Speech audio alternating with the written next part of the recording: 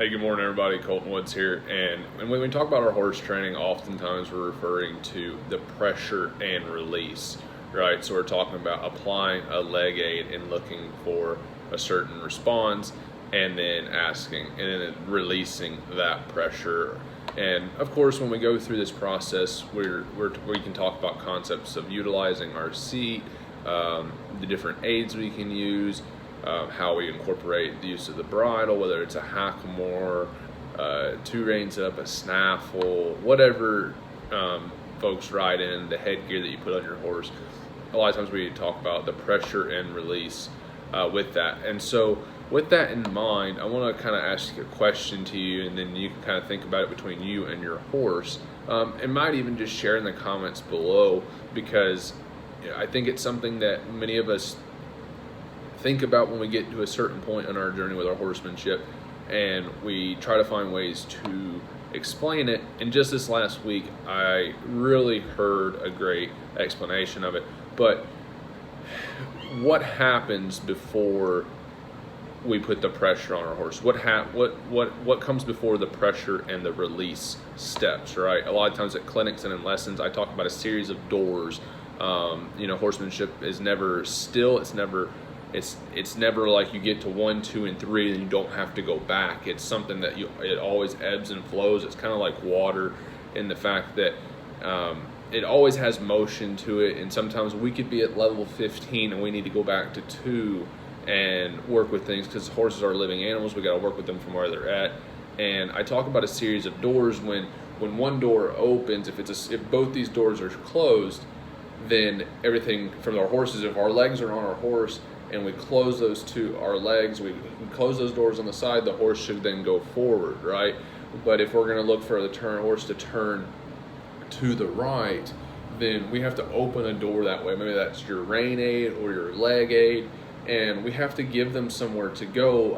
I find myself using that series of doors as just an analogy of explanation, and it really hit home this week because I was listening to horseman Jonathan Fields did a fantastic talk, and I'm going to share that link in our Facebook group, our Colton Woods Horsemanship community. So if you're not in there, be sure to go join it. I will be adding people to that group today so that you guys can see which video exactly I'm talking about. But Jonathan did a fantastic talk, and he referred to this as the sweet spot. The sweet spot being the spot that you offer your horse before the pressure comes in.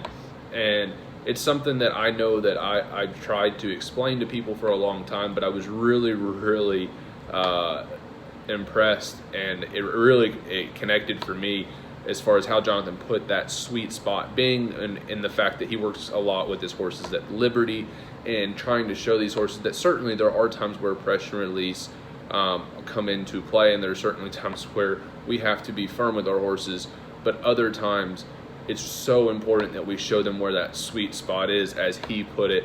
And so, for example, we were talking about the leg aids and riding our horses forward, that sweet spot being, hey, when you're going forward, everything, that is a sweet spot because everything is calm and cool there.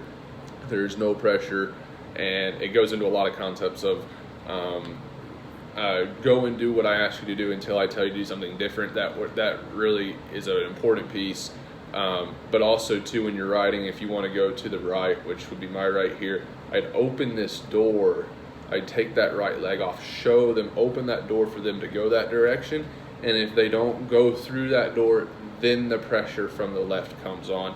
And that's something that a lot of us might inadvertently do with our horses, but I think it's something that we could be more aware of and how and when we do it with our horses, because it really is striving for that dressage kind of higher level horsemanship, or just call it horsemanship in general, of being able to communicate your horse with the most subtle of aids, where it almost looks like it's seamless and you can't hardly tell what is happening between the horse and the human in their communication.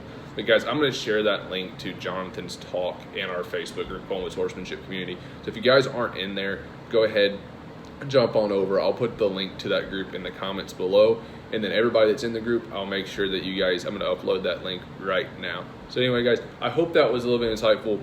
Hope you go ahead and get your morning started, and I hope you guys have a blessed rest of your week. All right, guys, y'all take care.